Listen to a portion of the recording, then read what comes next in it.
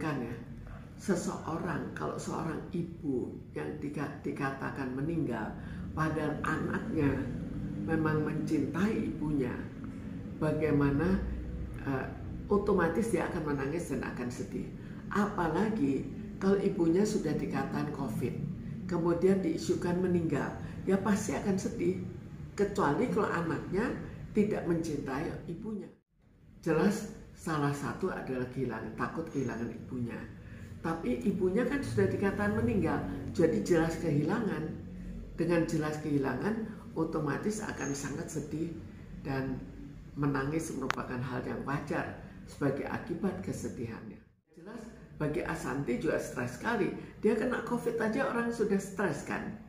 Kemudian diisukan, bagaimana dia bisa ya dengan tenang menghadapi itu. Jelas dia akan stres. Apalagi dia juga membayangkan bagaimana kalau anaknya mendengar semua ini. Dan terbawa lagi untuk kesedihan. Tapi yang jadi pertanyaan dari netizen, kenapa kok mereka mengisukan? Apakah mereka benci ke Ashanty? Atau mereka juga jelas membenci orang-orang yang pulang kemudian tiba-tiba COVID. Yang dicurigai adalah dia tidak mencegah agar tidak menular. Tapi bagi Ashanty sendiri mungkin juga tidak membayangkan bahwa dia kena COVID. Ya karena itu kabar ibunya meninggal, apalagi ada berita COVID, apalagi tidak bisa menengok, itu kan sesuatu yang cukup berat dan diyakini. Kecuali kalau misalnya dia di rumah, mungkin akhirnya akan rame-rame menengok. Maka ya kesedihan itu tidak akan terlalu lama.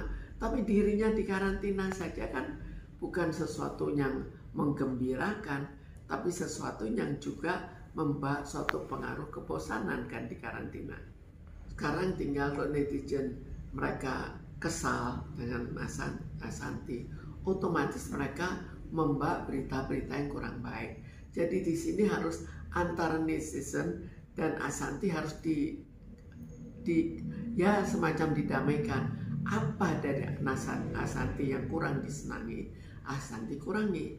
Dan jadi nantinya netizen diharapkan juga akan mengurangi untuk membuat isu-isu negatif. Kita lihat bahwa kadang-kadang orang jengkel, selebritis itu bukan otomatis semuanya disenangi, tapi kadang-kadang ada beberapa hal yang kurang disenangi.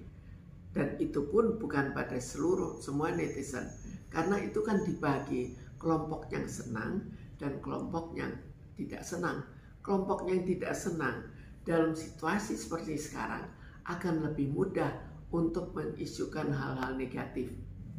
Ya sekarang kenyataannya belum ada hukuman-hukuman terhadap netizen yang akhirnya membuat hal-hal berita-berita negatif. Itu kan belum kelihatan. Kalau itu kelihatan akhirnya akan dihukum, ya otomatis akan lain. Faktor iri juga mungkin, faktor saingan juga mungkin, semua itu mungkin. Cuma kita lihat berapa persen faktor irinya, berapa persen faktor kesalnya terhadap Ashanty.